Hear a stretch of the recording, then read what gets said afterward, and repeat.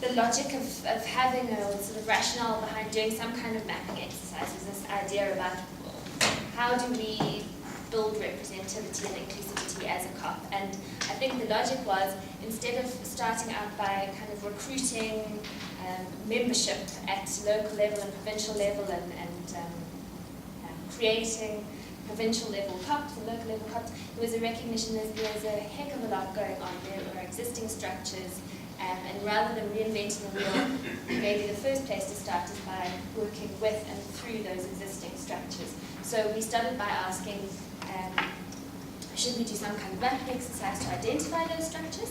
And we thought we'd start with the Eastern Cape. There's quite a lot going on, and to create a bit of a case study that would maybe inform our thinking further.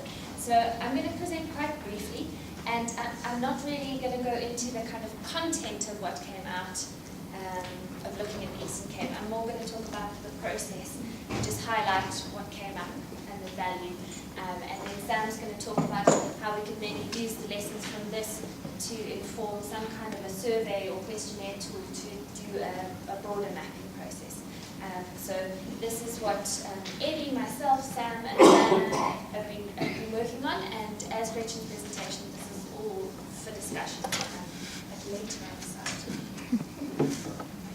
Okay, so our aim was basically to map what's currently happening at a provincial level and identify some of the tipping points. So those could be the themes, the issues, processes that are happening, key individuals and structures, using the Eastern Cape as a case study to inform a larger exercise. So just to say a couple of words about process, there was very limited scope. We spent a couple of weeks doing this. It wasn't a kind of formal research exercise.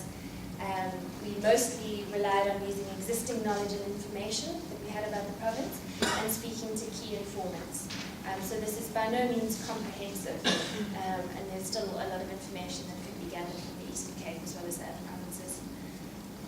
So we started off with what we knew already, and then we made contact via email and found out about other people we should be speaking to and gathered information like that.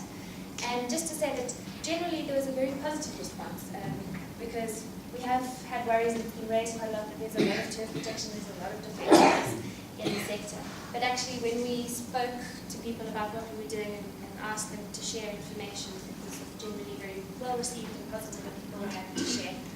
So what we identified in the Eastern Cape was there were 9, well I'm sure there were more than 9, but there are 9 existing structures that we identified in this process. And very, very roughly, when I did a count of who those 9 structures represent, because they're all collective structures, so I looked at kind of how many organizations or how many stakeholders they represent, and a very, very rough count. It's about 945 organizations and stakeholders. So actually, just in quite a limited mapping exercise, you can see how many stakeholders we can surface. I just want to say a little bit about the lessons learned from doing that process. I think it's very important that we're really clear about the scope of the task that we're trying to do. So we're not trying to map all organizations, all individual organizations related to ECD. That's an enormous task, and I think we'd be repeating work that's already being done through the DST audit, the RTO survey that was done last year, commissioned by LIFA.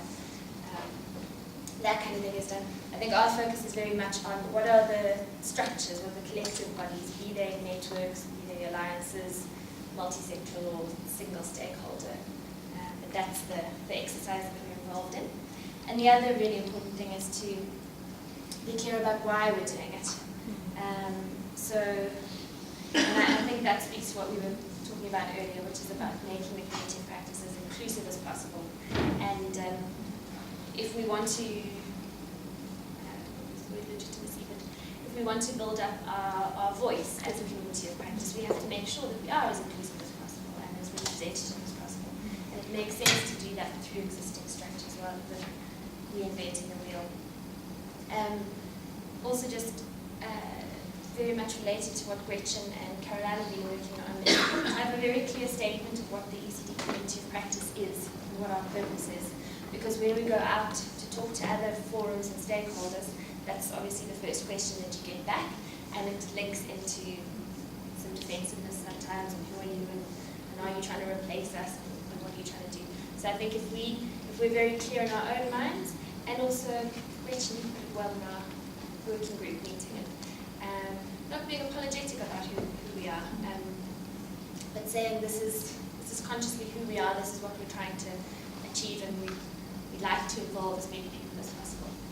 To be behind you articulated, much further. And then thinking about how do we put together a survey or questionnaire tool that would enable us to gather this information at a broader level, and Sam's going to speak a little bit to that. So some of the issues and themes, I've just put them up there out of interest. I'm not going to go into that, but those were the issues mostly by looking at what NECT has been doing and what the ECD Forum has been doing. There's a little bit of limited input from other stakeholders at the moment.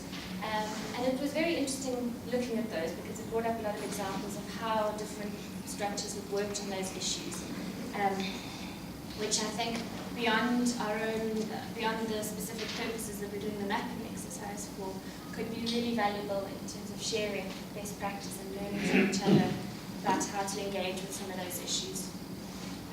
And on the same kind of note, it's an interesting exercise to do in terms of looking at what works at a provincial level with different structures related to ECD. And I think there's a lot of learning to be had around that. So those were the issues and themes that came up. We can always chat about those more this afternoon.